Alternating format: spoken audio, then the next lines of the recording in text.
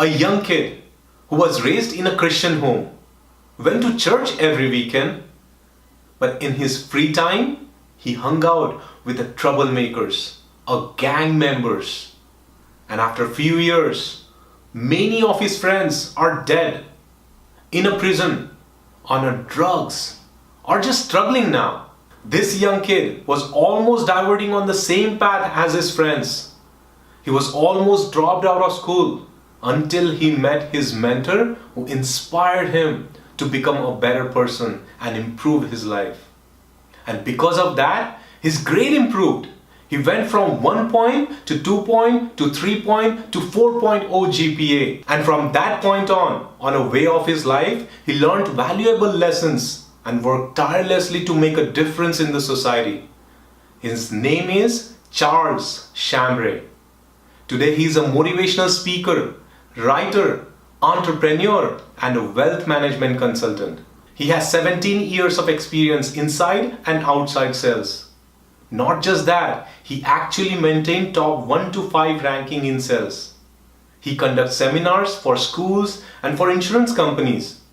So how about we meet Charles in person and learn from him some interesting things. Hey Charles, how are you doing, buddy? I'm doing well. Awesome. I know it's been a lot of time shuffling that I was ready, then you were not ready, you were ready, I wasn't ready. But glad that you were able to make it today. Yeah, I'm glad. I'm glad we finally made it. Awesome. So let's right away jump into our interview. I read your story and it's pretty interesting. It's really inspiring. And especially when you were a young kid. Mm-hmm. You had an undesirable friend circle. Mm-hmm. What did your mentor teach you to get out of that situation? Mm-hmm. Well, just to tell you a few stories first, to tell you how bad I was. When I was like 9 years of age, I used to smoke and drink and chew tobacco. At 9? At 9. Wow. And the only reason why I stopped is because I saw a documentary at school, because I always felt like someone was looking out for me. Mm-hmm. But when I was at school, they did this documentary saying how tobacco will ruin your teeth and your gums. And I saw these horrific pictures and images. And my tooth came out. I was like 9, my tooth came out, and I thought from that point on, I'm not going to chew tobacco anymore. Mm-hmm. So that was like an indication for me. But I felt like the Did your teachers parents knew about that? No, they didn't know. So okay. I was living somewhat of a double life in the church, being very a person of piety, I guess, in their eyes. Outside of that, I was more of doing whatever I wanted to do as far as hanging around the wrong crowd, getting into drugs, and hanging around gang members and things of that nature. But that was the first thing that was an indication that I need to stop. And there was another time when I got a little older, I was like 10 or 12. We used to go around to different stores. So corner stores, apartment stores, to steal. So we would go on these raids of stealing. So we ride our bikes to various different places and steal. So candy, any item we could put in our pockets. And we were really good at it. And there was a time when we actually got caught. And at a store I won't mention, but we got caught. And the manager took us aside and says, I can get you in trouble, but I'm not. What I want you to do is don't come here anymore. But I felt like that manager was looking out for us. And then I remember one time, and this is looking out, when my mother was looking out for me. My mother's passed away now, but I remember I was like 15, 16, something like that. I was supposed to hang out with my buddies, these 2 guys. And my mother wanted me to go to this evangelistic meeting. And I could have told her no, I could have gotten out of it, I could have tricked her or lied to her. I could have gotten out of going to this evangelistic meeting, but I went anyway. And the 2 guys got into some trouble. One of the guys got shot in his leg.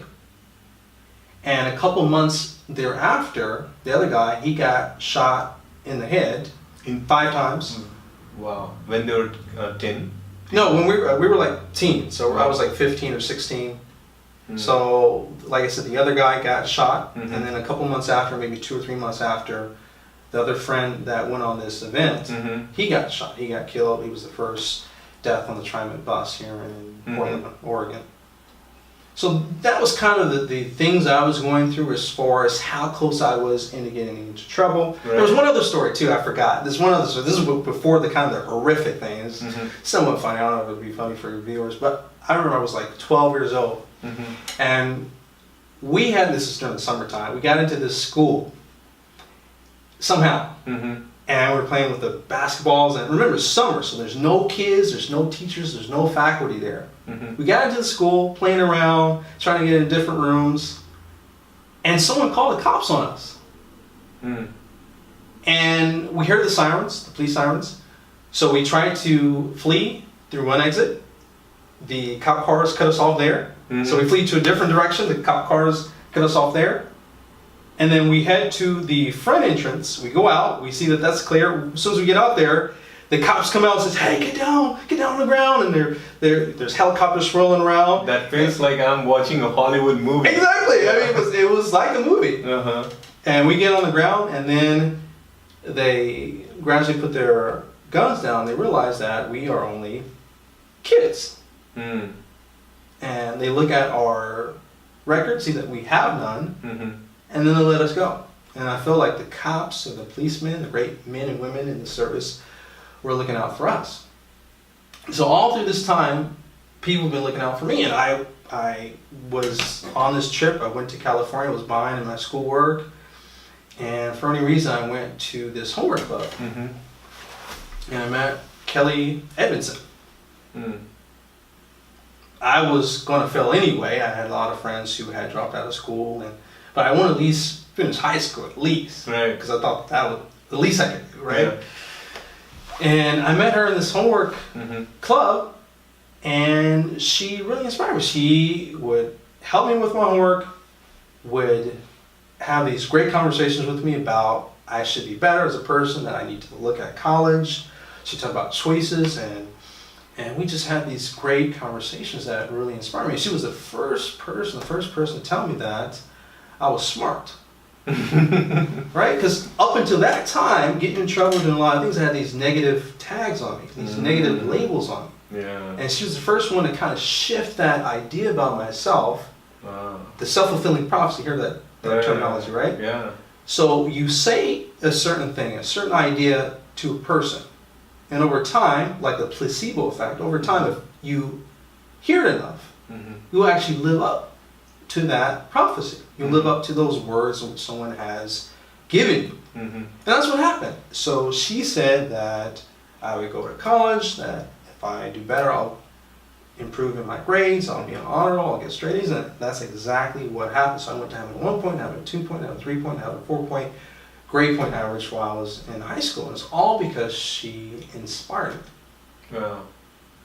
And she is just a great friend now. She's like a sister, I consider her now. And Noel Thiessen is a good friend as well. She helped me through school. And Sarah E. Hart, and Mark, and Shell. They're part of I Have a Dream, which was a program from the inner city, and also SEI, which is also, like I said, a program in the inner city.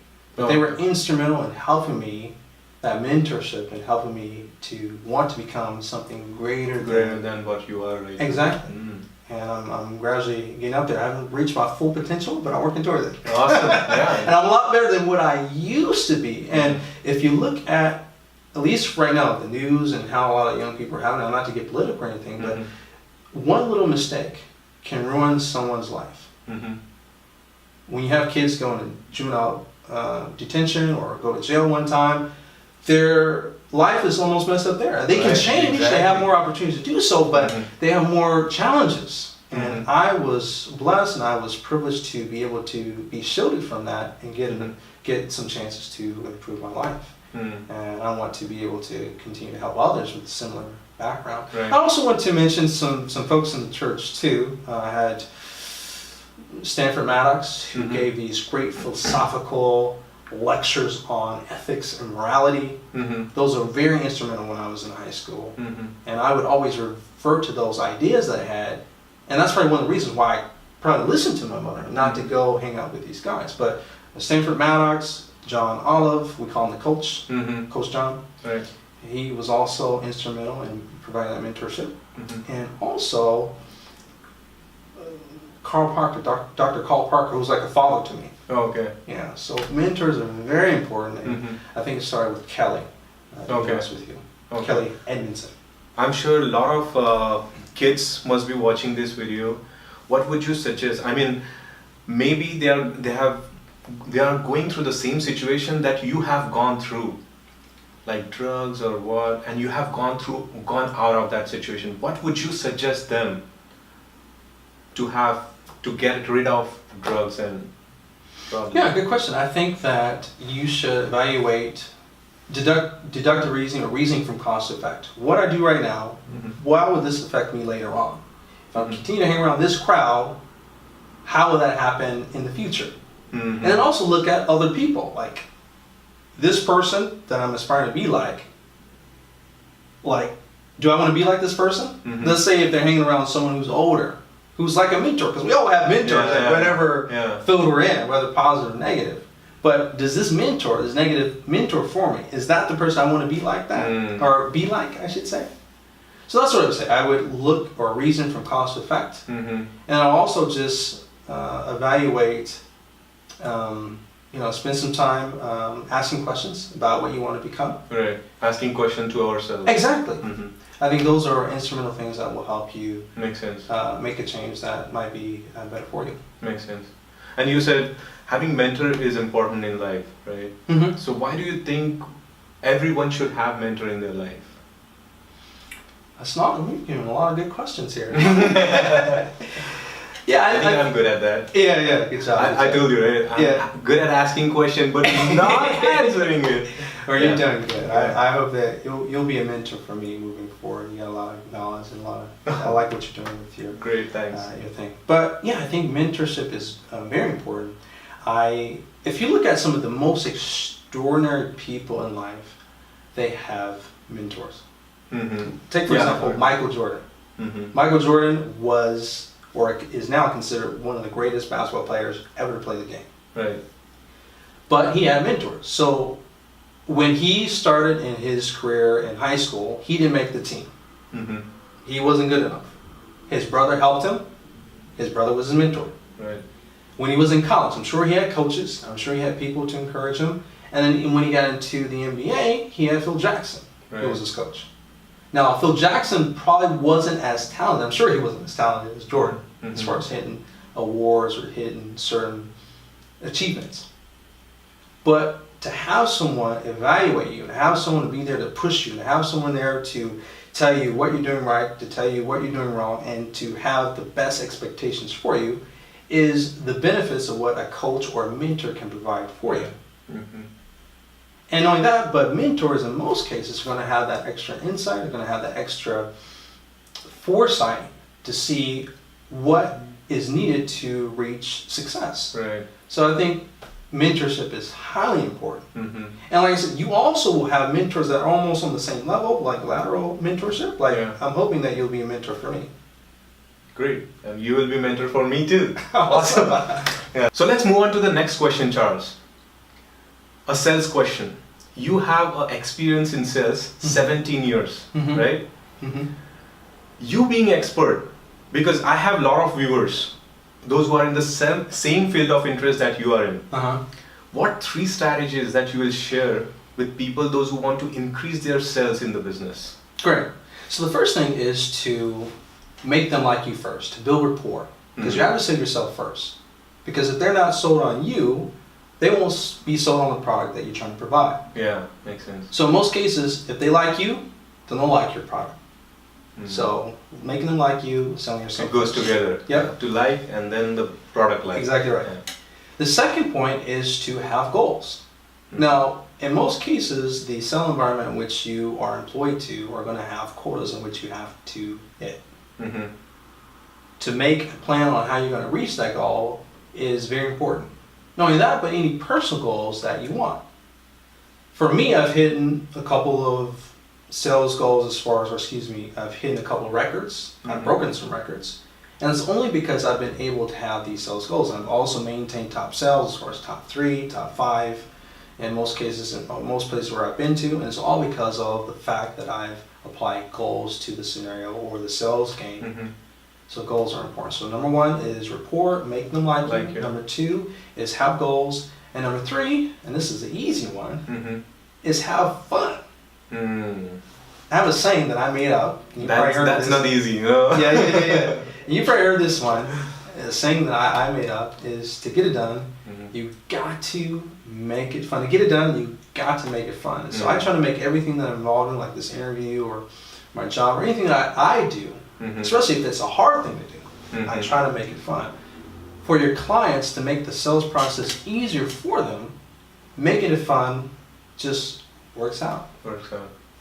Yeah. If you crack a joke, if you tease them a little bit, at all cases, if you can make just it fun. be yourself, basically. Exactly. Right? Exactly.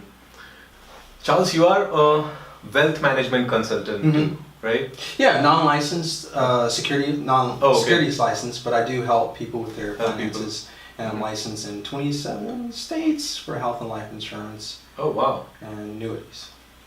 That works for me. Yeah, great.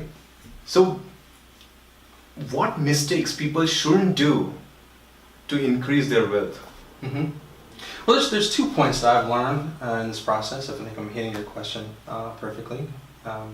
The first thing I noticed... Okay. Go ahead. So what common mistakes, a lot of people do mistakes while creating a wealth. Okay. So what are the common mistakes people shouldn't do? That's my question, if you like. Yeah, so the first one is that people tend to think there's one way to success in finances. What I notice is that it's like a religion. There's so many different methodologies or ideas on to reach your goal as far as finances, to reach retirement, for example.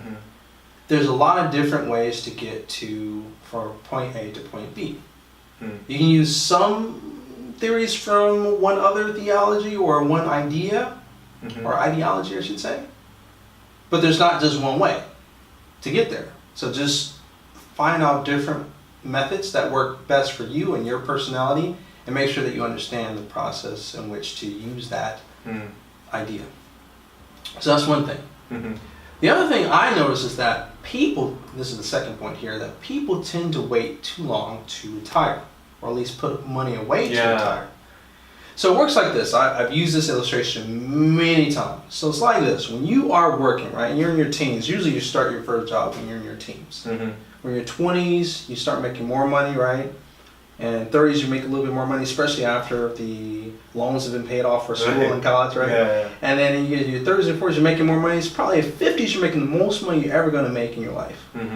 And then your 60s and 70s, you're looking at retirement. 70s and 80s, you should be in retirement mode. And then something happens down here. I'm not sure what happens down here, but something that we don't like happens down here, right? But on this upward slope, you should be putting away as much money as possible towards your retirement. Because if you wait till you're like in your 50s, it's almost too late. Especially if you want to retire at 60 or 65 or in your 60s.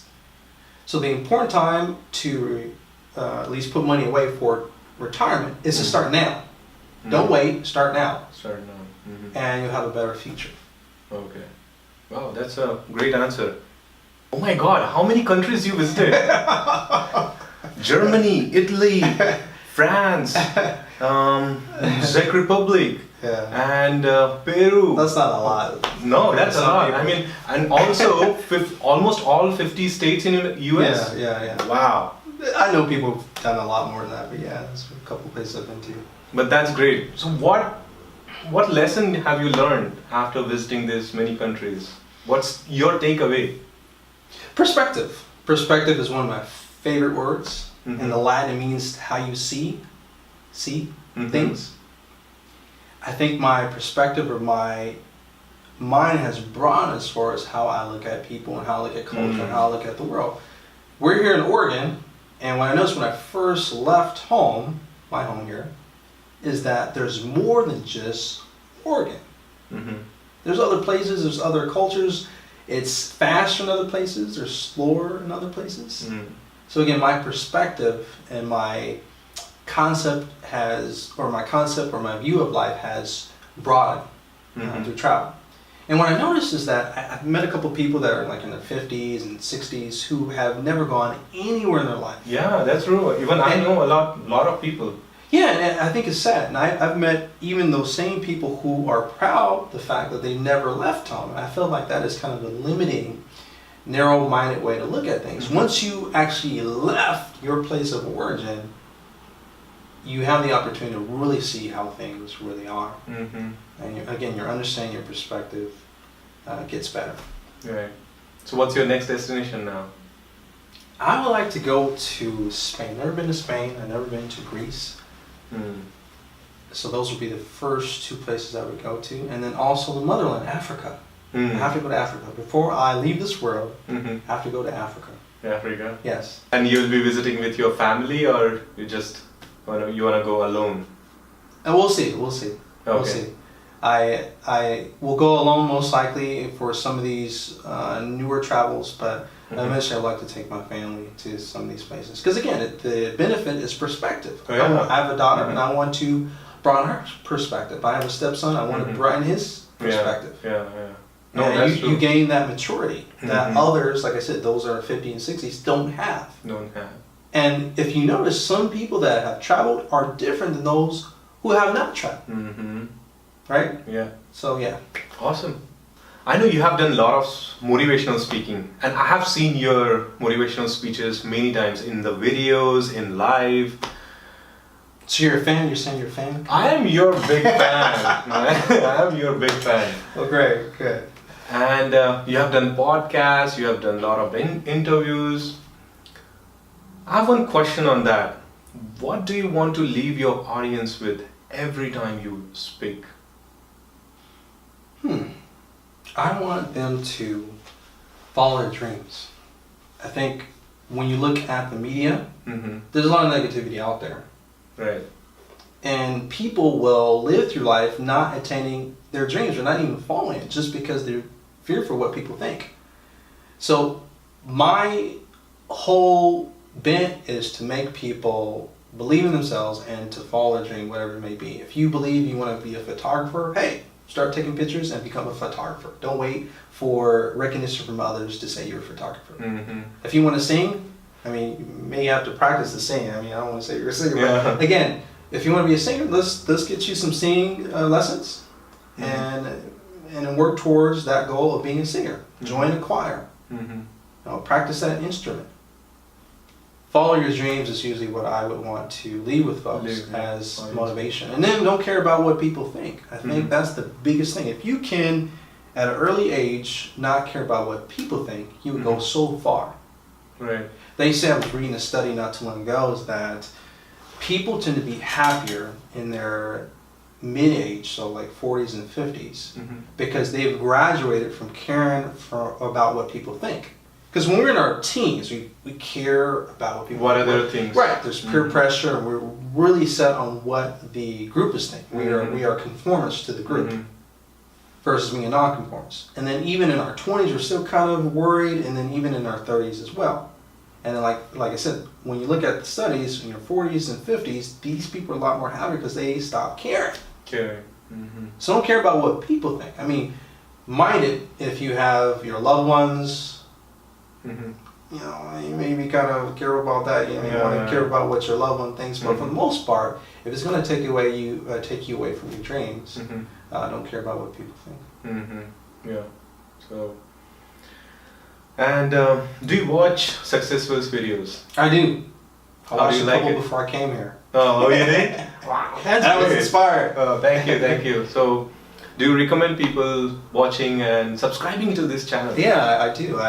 I think that it is motivational. I think that the insight that you provide is basic for understanding and very useful to daily living. And I think it's a very, very good thing that you're doing. And I suggest others to follow your channel and to gain some insight and inspiration. Thanks, man. And guys, Charles also has his YouTube channel. He shares a lot of motivational tips, as well as he has some finance 101s that you can learn from him. We love to learn from each other. We want to learn from you also. If you have any comments, if you want us to talk anything about any topic, I would definitely recommend you to post some comments in the description below, and definitely don't forget to like and subscribe this channel. Let's make it happen.